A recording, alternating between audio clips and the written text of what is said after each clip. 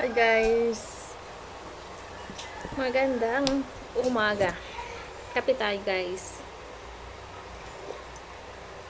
Nakapagkape na bang lahat? Walang pasok ngayon. Race day ni Kamaymay. Walang pasok ang mga bata. Kaya ito, relax muna. Tanghali na gumising si Kamaymay. Kasi nga walang pasok. Pag may pasok, maaga ang gising natin. Ganun tayo mga nanay. Pag may pasok ang mga bata, kailangan maagang gumising. Kasi kasuhin ang mga bata. So, ganun tayo eh.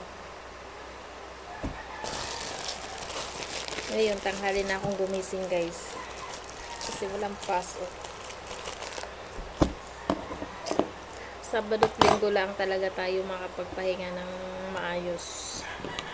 Kasi nga, wala tayong ihahatid sa school.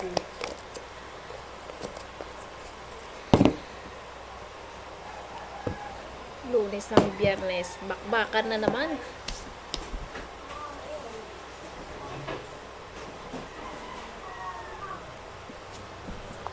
So, yan lang guys. Bye-bye.